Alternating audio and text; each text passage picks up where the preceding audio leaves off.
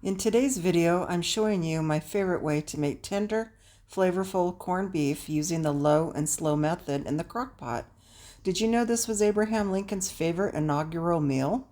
Whether you're prepping for St. Patrick's Day or just want a cozy family dinner, this easy recipe is going to be a game changer. Here's the supplies. Stay tuned.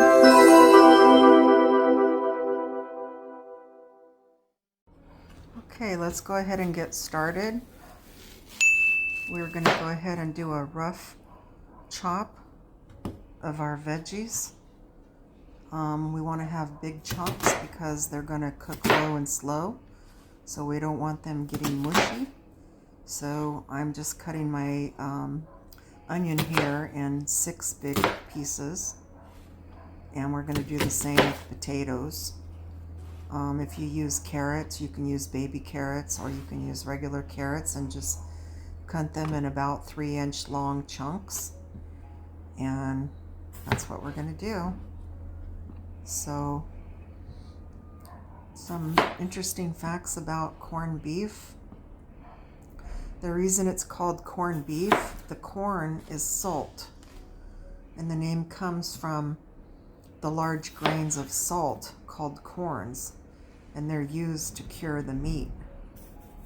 So it's kind of some interesting facts.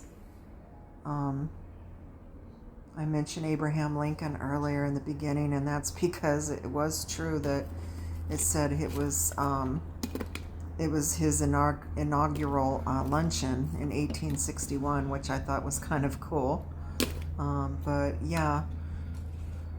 So I'm throwing in my onions here in the bottom of my crock pot. And the way you're going to want to layer stuff is going to be, you know, the onions first, and then the potatoes, and then you're going to do the carrots on top. Because they're root vegetables, they take a while to soften. They're more denser, so that's how you're going to want to layer it. You can really use any potato of your choice. I'm using the little small Yukon yellows.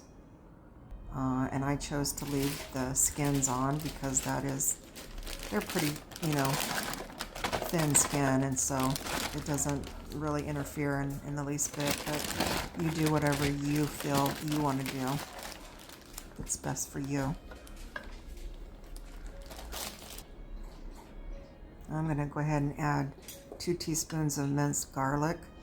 The meat is pretty much already seasoned up, so this isn't necessary. You don't have to do this. I just like to have a little bit extra garlic and stuff, so completely optional.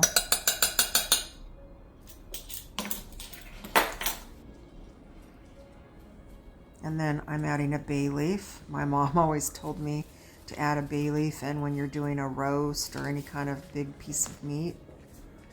Now here's the corned beef I'm using, and I got this at Costco, and it turned out really good. I got it last year as well, so I wanted to get another one this year. I do have another video on my page of having the corned beef made in the Instant Pot pressure cooker. So if you don't want to do low and slow in the crock pot, and you'd like to see my video for the pressure cooker, which doesn't take as long and still comes out just as good and tender, then I will link that video in my description and put it at the end of the video for you to click on.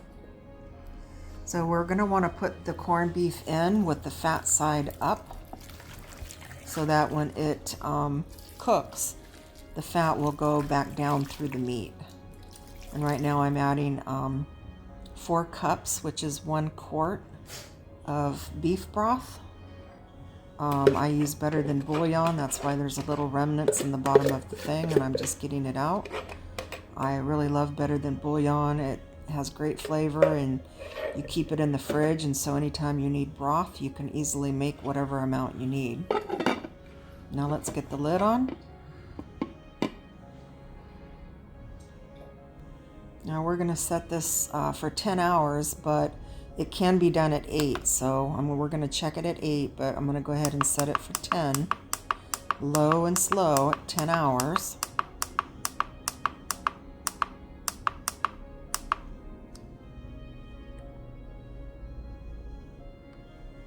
And then we will be coming back at 8 hours to check the temperature. Okay, we're back now. It's been 8 hours. And we're going to go ahead and check the temperature.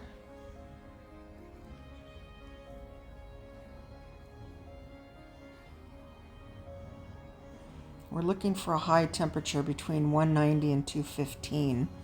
The reason we want it that high is because I'm writing here on the screen so you'll see. I mean, you can eat it at 160, but the higher temperature ensures that it's going to be melt in your mouth, super tender. Because of the cut of meat, being a tougher meat, it can go to that temperature and be perfectly fine.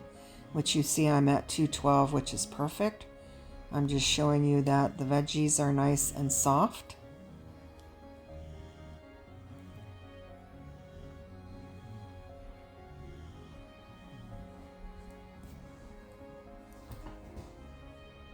Now you want to take it out and you want to let it rest on a cutting board for a minimum of 15 minutes, but I usually do 30.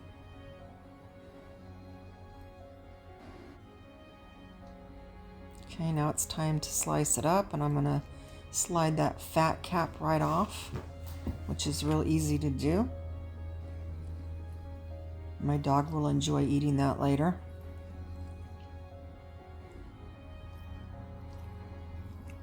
This smells so good, and it turns out just so perfect.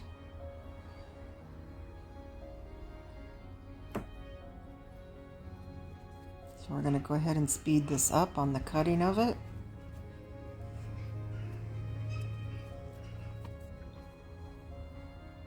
As you can see, it's super tender. It's actually shreddable if I wanted to shred it very easily. The bottom part of it was kind of shredding as I was cutting it. So you can slice it or shred it, whatever you prefer.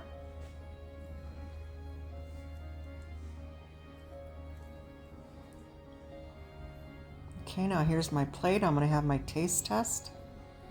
And anyhow, I want to really thank you guys for watching this video and supporting me. At the end of the video, I'm going to have my quality control expert, Sammy, my dog. So if you love dogs, you'll want to stay to see him at the end because he's a cutie pie. And he's got to have his taste test at the end of my videos. So these potatoes were so tender. I love veggies when they're done like this. They just taste so good. So I hope that you'll make this. And like I said, if you want the Instant Pot version of it, I do have a video on that as well on my channel.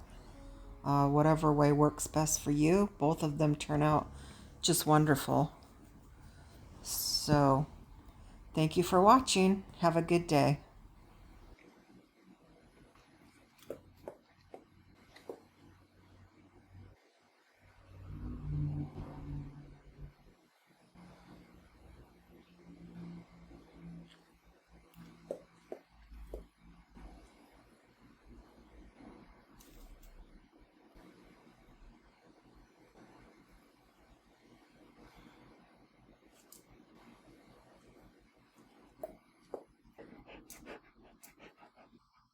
There you go, baby.